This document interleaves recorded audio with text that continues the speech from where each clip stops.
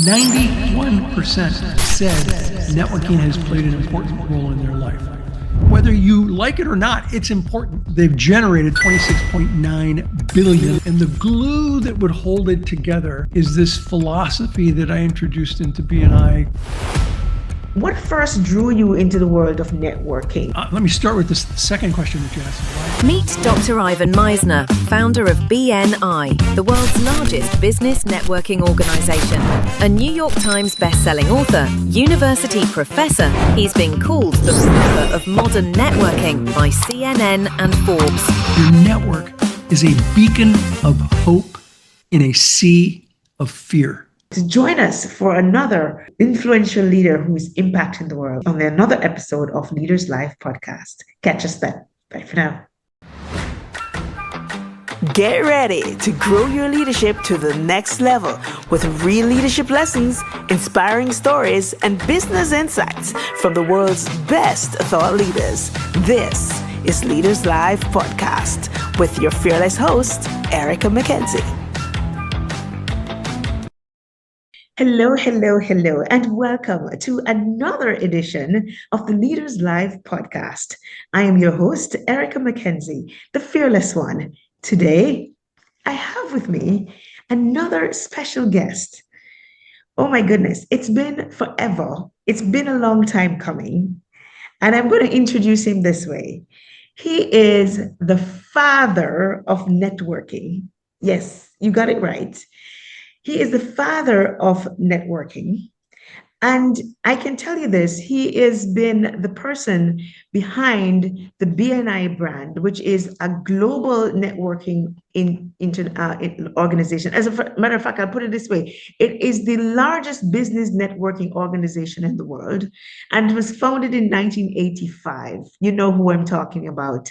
It has over 10,000 chapters throughout every populated continent of this world. It's a big deal.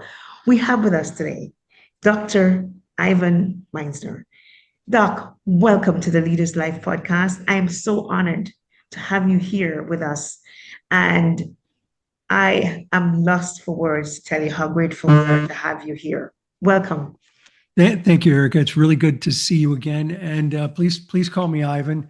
It is great to see you again. We saw each other, just happened to be on a cruise when I was doing a BNI event and you were doing a Maxwell leadership event, and we bumped into each other, and I had a chance to talk to your team while I was there, which was fun. It was great. Yes, I totally agree. And then, Doc, just to give people a backstory, I remember in 2018, and it was like divine connection on that ship. 2018, I had the vision to do that very same event on a cruise ship. And I had reached out to you back then, and we were trying to pull it all together, and it didn't happen in 2018, but it sure did in 2024. But I don't even call it an accident. It's divine intervention. And then here you are, together we are on this podcast, and I know further down the line, who knows what's next, but the world just have to wait and see. Yes, right? indeed. Yes. And so, listen, I want to talk today about something that is so dear to your heart and something that you've mastered. And I'm learning from you because you're also, you've been in courses, teach courses inside Maxwell Leadership. So we learn from you, and who you learn from matters. And so the persons who are watching on YouTube today or listening on our channel on Spotify or wherever they get their podcasts, I want them to learn from you today, Doc, because when we say you're the father of networking, we don't say that lightly.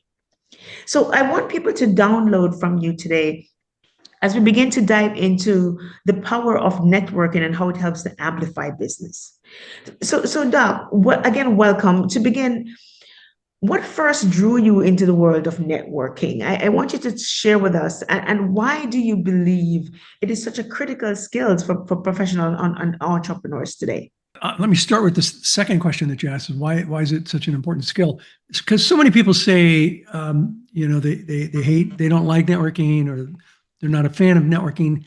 However, I did a book where we surveyed 12,000 business professionals, and not just BNI members. It was open to the public. 12,000 business professionals, and 91% said networking has played an important role in their life. Now, when have you ever seen 91% of any group of people ever agree to anything ever? Yet, Ever. Yet, of these 12,000 people, 91% said networking's played an important role in their life. So it's important whether you like it or not, it's important. And so since it's important, you really should study it, learn it, understand it more effectively. We don't teach it in colleges and universities anywhere in the world, and I'm happy to talk about that. But the first part of your question was, how did I get involved? And I got involved because I had a big client that did not renew their contract. They were robbing Peter to pay Paul. They didn't have the budget, and so I was a little surprised that it wasn't renewed. And I needed to drum up some more business, and I got all my business through speaking engagements and referrals. And so I had gone to many networking groups, and a lot of the ones I went to were really mercenary. Everybody was trying to sell to me. And when I went home, I felt like I'd been slimed and I needed to get a shower because it was like, oh, everyone's trying to sell to me.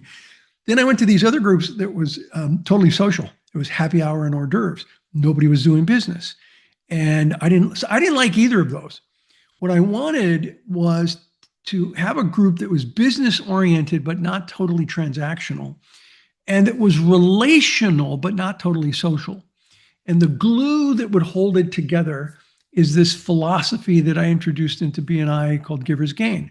This idea that if I help you, if I give business to you, if I support you in some way, you'll do the same for me, and we'll all be better as a result of it. And that philosophy, I think, was a game changer to the whole concept of networking, and it's taken off. We now have, as of this morning, over 11,400 groups in more than 75 countries. 11,400. Yeah. Oh my goodness, this is powerful. And you said something which is so good.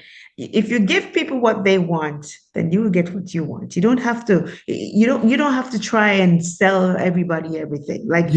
We just need to look at more servant-based leadership. Yeah. A servant-based connection, I'm going to call it in this instance. And John always said it this way: you offer help if you ask for a hand.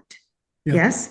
So I love that you put it this way, and how that's proven to really help people to get what they want.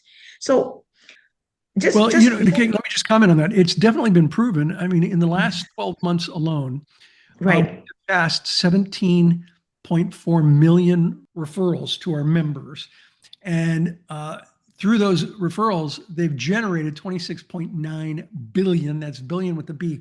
26.9 billion US dollars worth of thank you for closed business. That's the value of the referrals. Now, we know that number because the members input that data. That's not our estimates.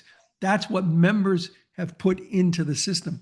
Now, let me put that in perspective, because those numbers alone are amazing, but this is what really blows my mind is that if you take a look at United Nations estimates of GDP, gross domestic product, right, there are actually 100 countries in the world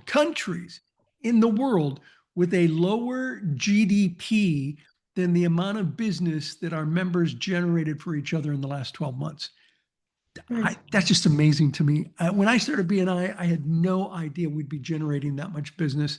That affects communities. That affects cities and towns all across the world.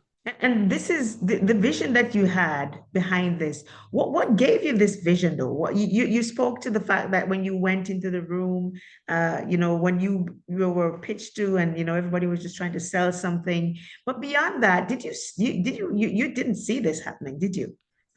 Well, I knew that there had to be a different way, and I also knew that we don't teach this in colleges and universities. Yes. The reason we don't teach it in colleges and universities is that universities are controlled. And I taught for 18 years at several universities throughout the U.S. And I was also on the board of trustees for a university where the president reports to the trustees. So I understand the university system, and courses are developed by full-time tenured professors. It's the full-time tenured professors that develop courses. So here's my theory on this. We don't teach this in colleges and universities because full-time tenured professors in business have never run a business. I love that you said that. They've never run a business, so they don't know. They don't They know. don't know. No, And you don't. think about it for a moment. They don't teach sales either.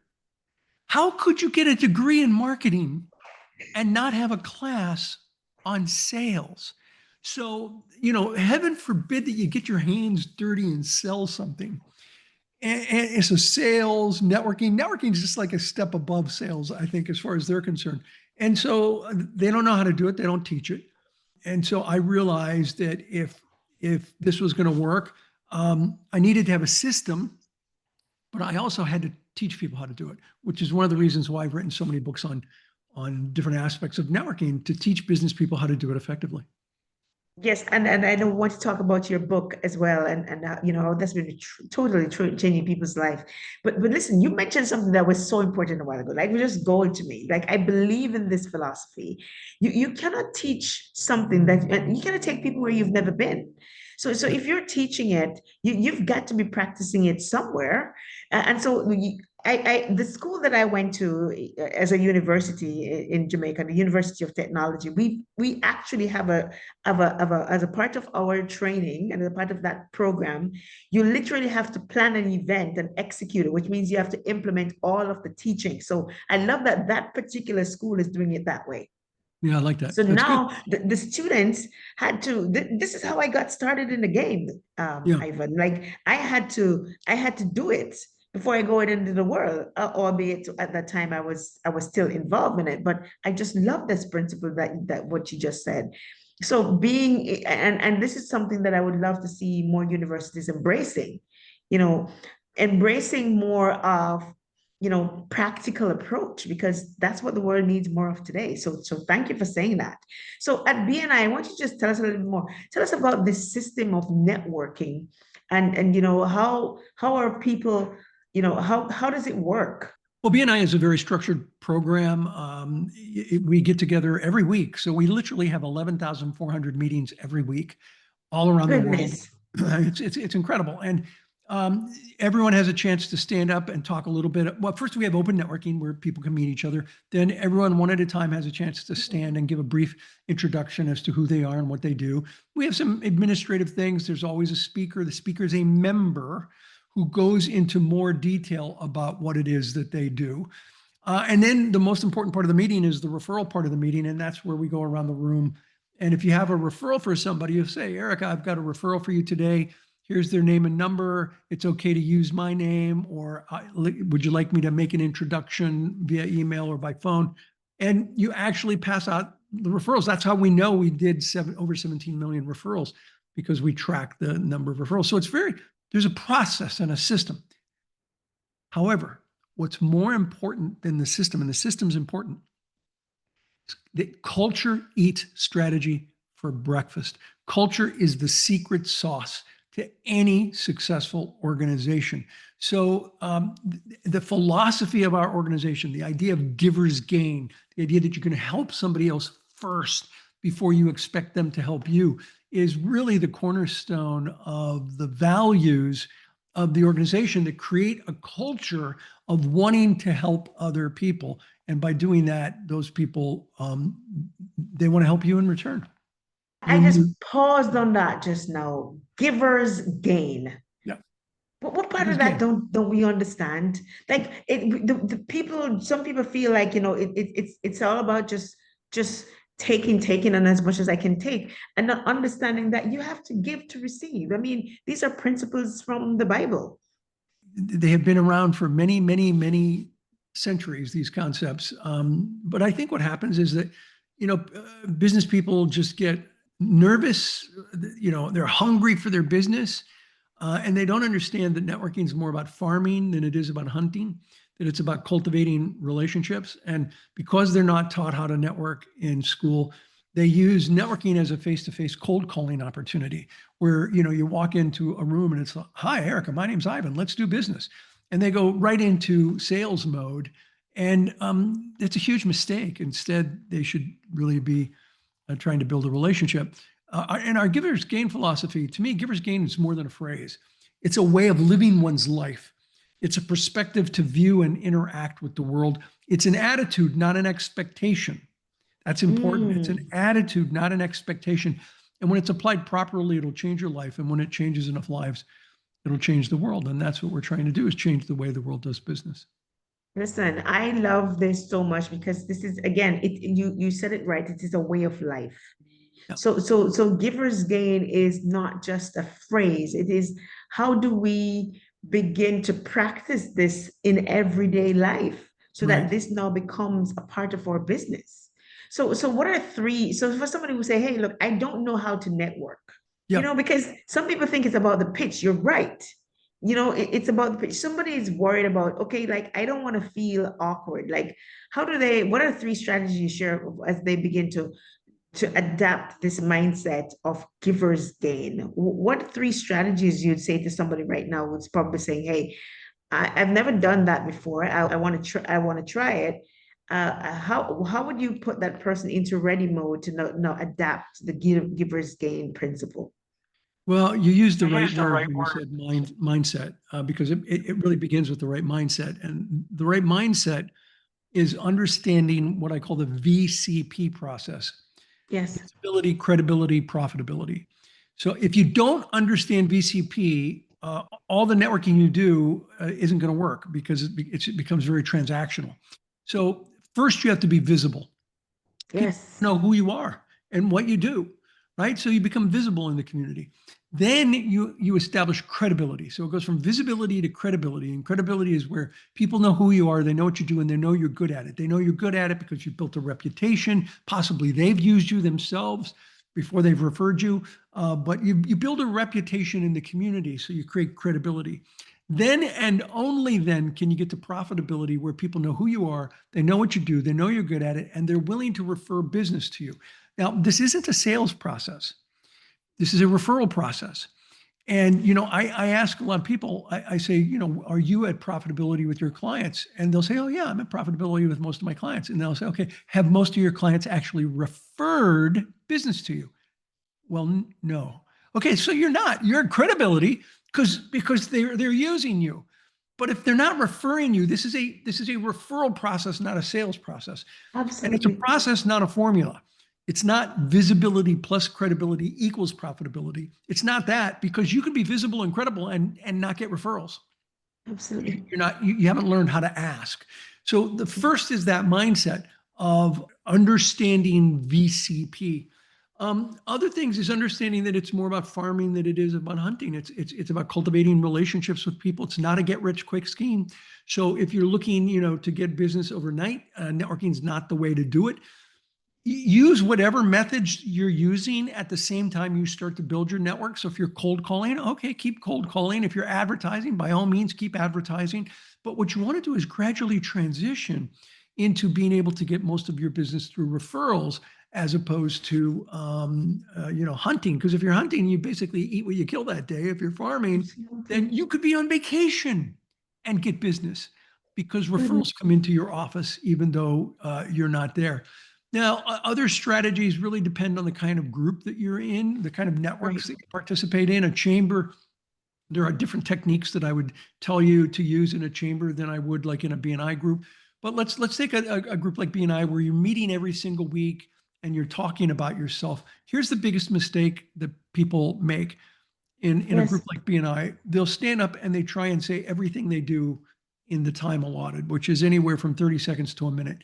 And they'll say, I'm a full service, whatever.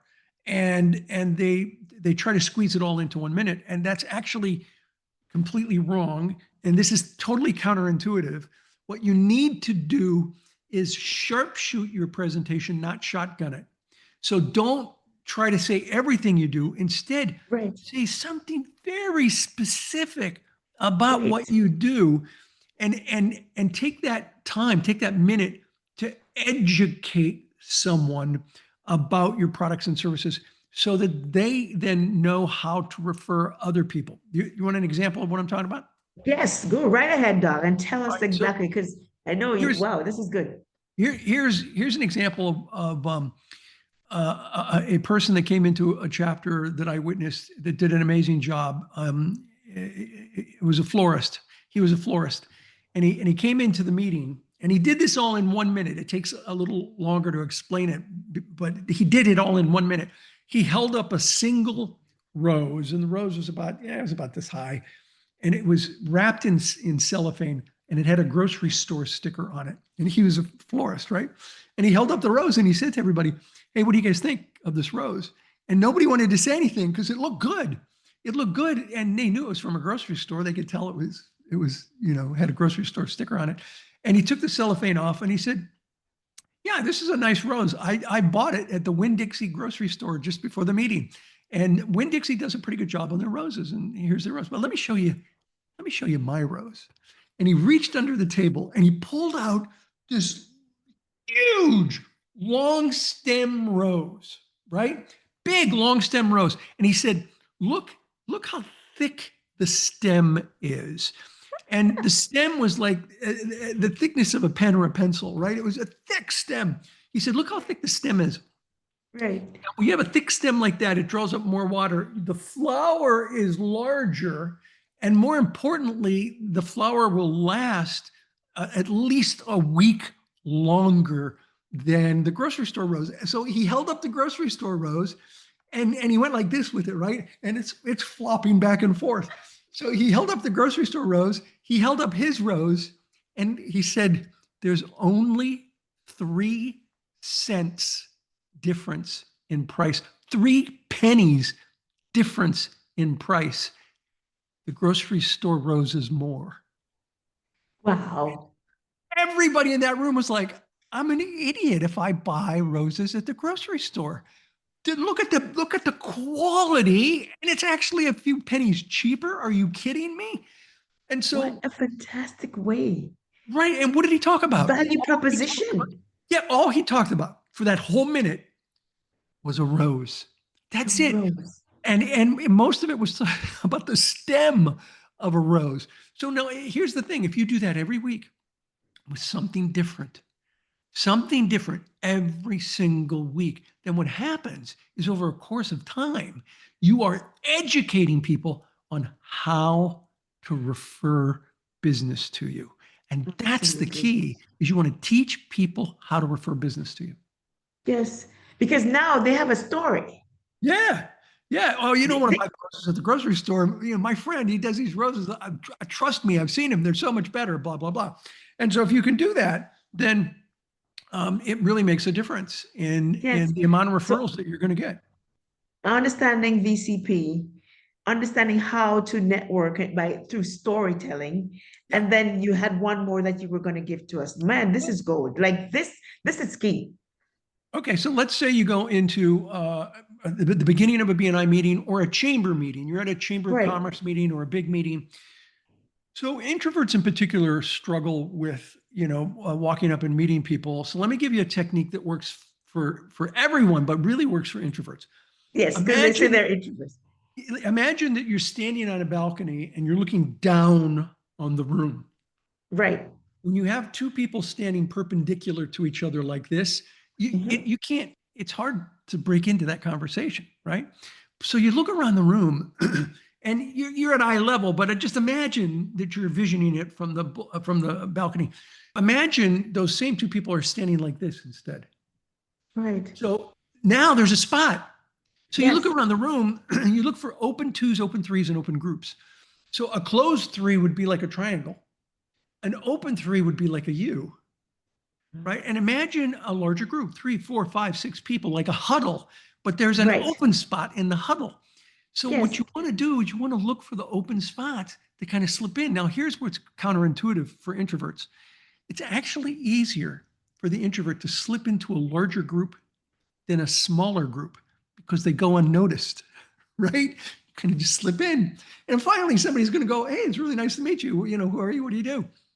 And so if introverts can just learn how to slip in. Oh, another technique is to go with somebody who is a member of that organization and they walk you around and introduce you.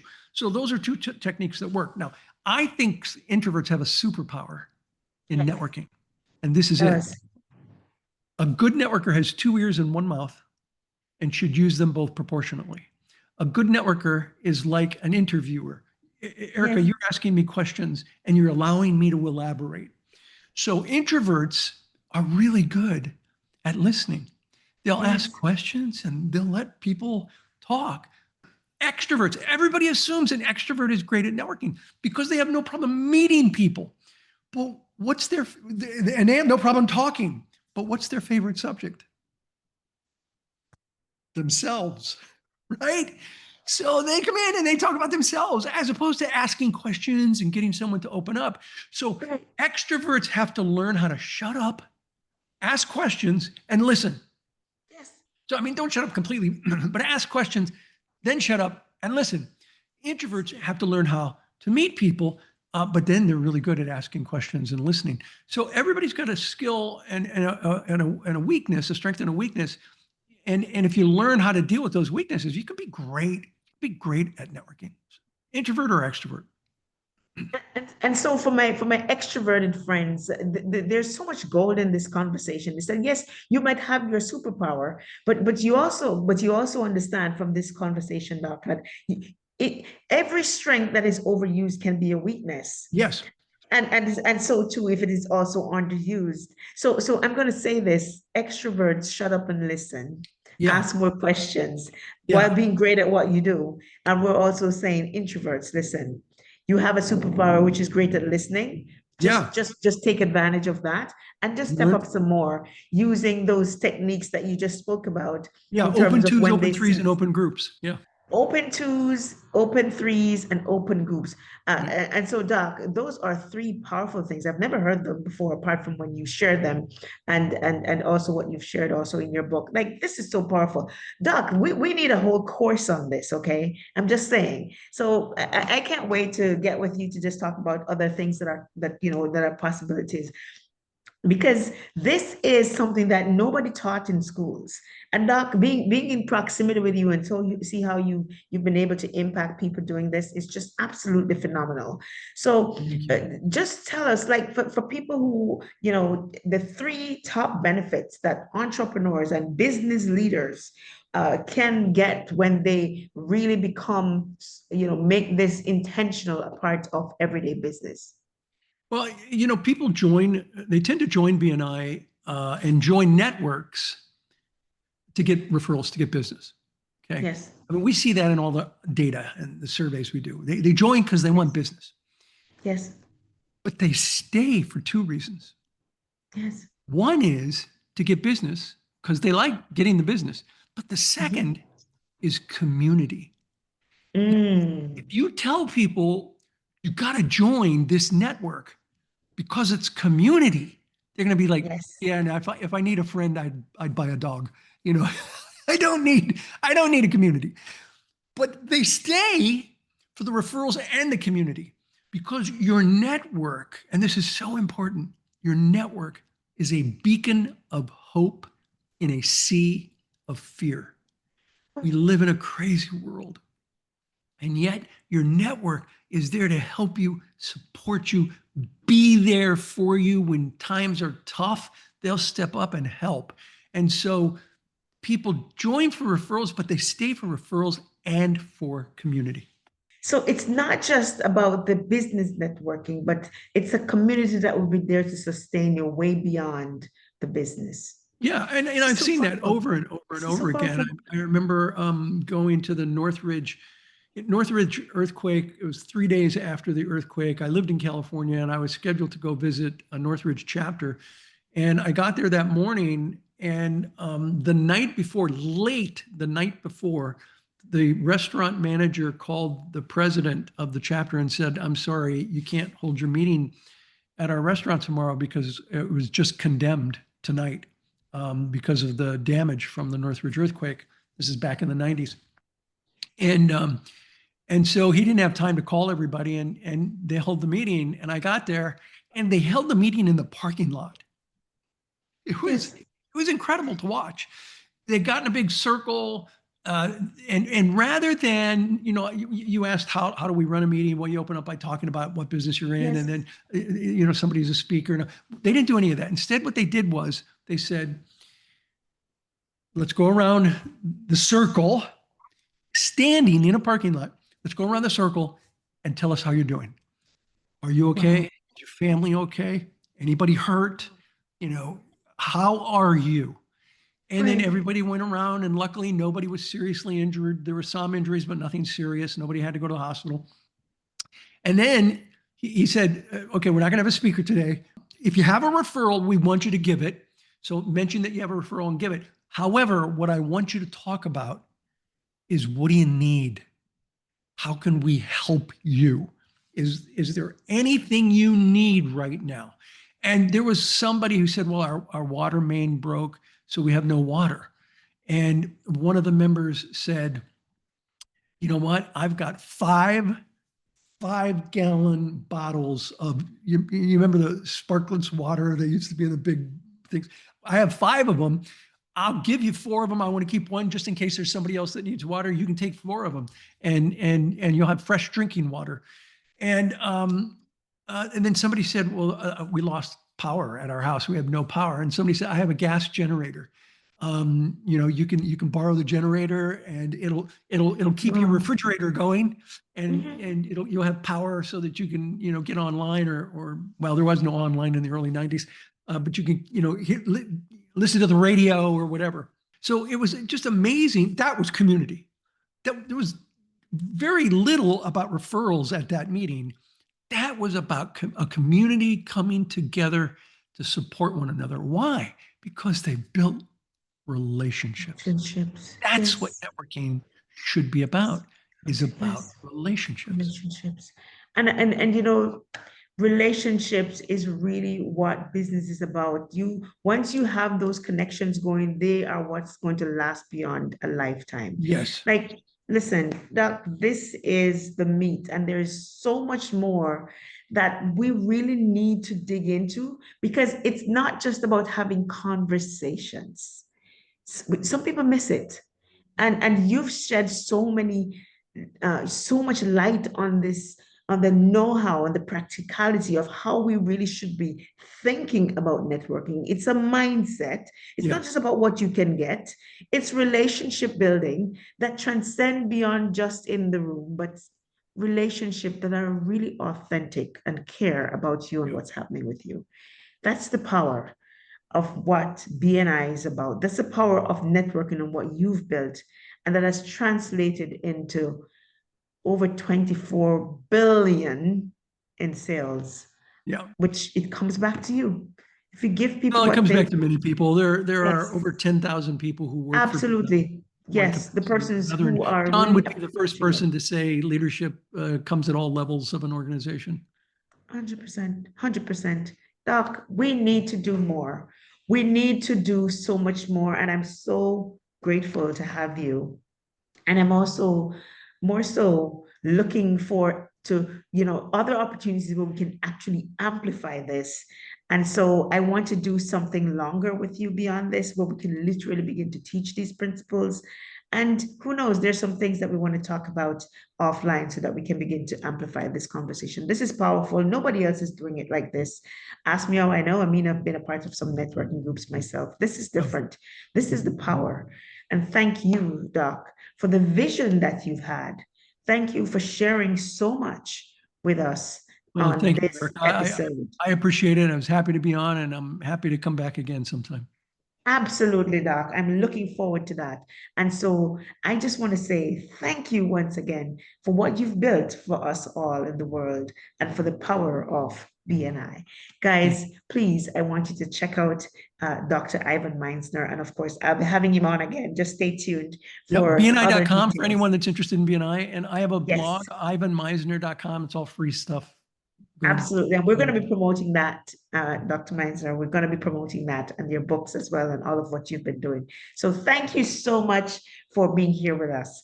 Until next time, I'm going to ask you to join us for another influential leader who is impacting the world on another episode of Leaders Live podcast. Catch us then. Bye for now.